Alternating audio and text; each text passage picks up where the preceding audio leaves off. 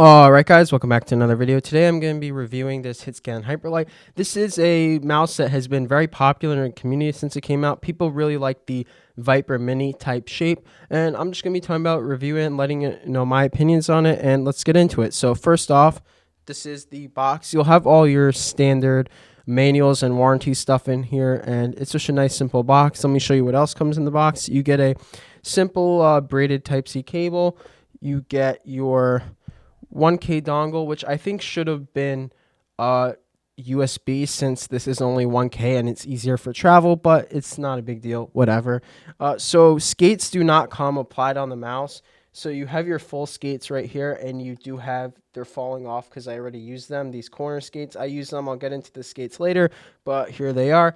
And also the 8K dongle right here does not come in the box. You do have to buy it separately, but let's get into the specs of the mouse.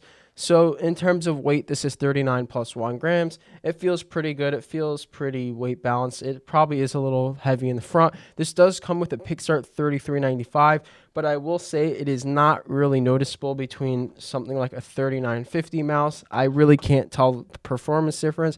This does go up to 8K polling. As I said, you have to buy it separately. The MCU is a Nordic 52840.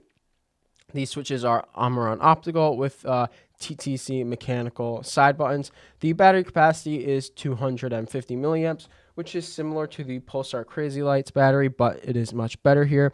In terms of clicks, so they don't move around too much. There is definitely some movement, but the clicks do. I'm going to give you a sound test of the Omron opticals. Scroll wheel. Side buttons.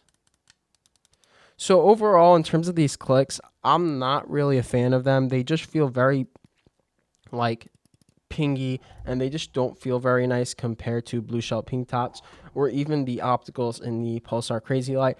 These switches are going to be fine. They're going to be usable, but they just don't feel good. In terms of the side buttons, the positioning is pretty good, and the side buttons feel pretty crisp. Also, no issues with the scroll wheel. It's a decent height. It feels pretty nice. It is a faster one, but it's a pretty good side clicks and scroll wheel. But again, I don't love the clicks. They're okay, but they could be better. In terms of shape, so I don't have a Viper Mini to compare this to, but this is known to be a similar shape to the Viper Mini. The sides are a bit flat on this mouse. They're not completely fat. They do curve in towards the middle, but personally with this shape, I have 19 by 9 hands, so I just can't grip this mouse very well. This is not a mouse I would recommend for medium hand individuals like me to main because it just cramps up. I can't really get a comfortable grip. My thumb cramps after an hour. Sometimes other parts of my hand cramp.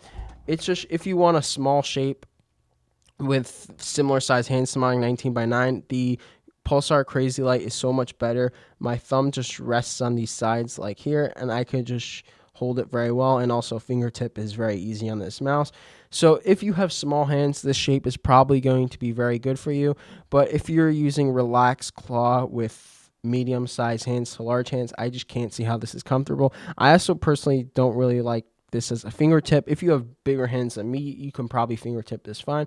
But overall, you see you have the hump towards the back, but kind of towards the center. Like overall, I think this shape is fine. It's just not meant for medium hands. For me, it's just not comfortable, but a lot of people love it, so I'm not really going to knock the shape. In terms of the stock skates I mentioned before, I didn't use the full ones, but I did use the corner ones, and they were pretty good. I just wanted to try out these dots, but overall, I'd say the stock skates are completely fine. You will not have to switch them. In terms of overall QC, I don't have any side flex. I don't have any QC issues on this mouse.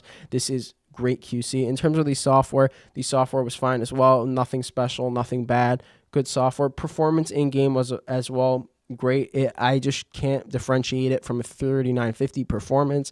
It feels the same as using a Zowie or Vaxi mouse. It's just great for performance.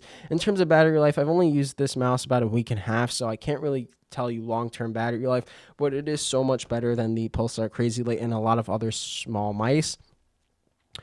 It did, for some reason, though, the first day I had this, I accidentally left the mouse on overnight and it died. Usually most mice don't die over standby time, but then I left it overnight on plenty more times and it didn't happen again. So I just don't know what the deal is that. I'm just going to mention it.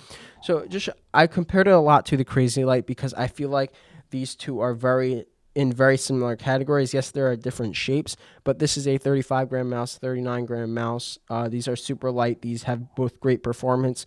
So personally, even though this one's technically smaller, I would recommend this more for medium hands just because it's a more safer shape that's easier to use as fingertip. In terms of pricing, this is $90 plus $25 for the 8K dongle, and this one is about 120 if I remember correctly, maybe 130. I do have a full review on this if you want to watch it, but in terms of value, they end up being pretty much the same because you have to pay separately for the 8K dongle. Personally, I would not recommend buying the 8K dongle. I did most of my testing on 1 and 2K and it was fine. I just don't use higher than 2K because it's not worth it. You're just going to lose battery life. So I would say just stick with the 1K for $90. It is pretty good value. Anyways, my overall thoughts is like, if this shape works for you, this is a really good mouse. There's nothing wrong with this mouse. It is just super solid. There's no reason not to buy it, but I do think you have to make sure this shape will work for you because if it won't, there's no point. But yeah, this is, I think, Hitscan's first mouse, and this is a solid mouse. It just, again, probably won't work for most people. Oh, I forgot to mention, I accidentally skipped over the coating. So the coating is not great. Like, I had to use grips because it was very slippery on the clicks. It's not the worst coating ever. Other than the clicks, I usually don't have a problem with it. It's just not the best. It's okay. I wouldn't say it's not great. It's okay. It's acceptable, but it's not the best. And that's pretty much it. If you like this mouse, I'll link it below, and see you in the next one.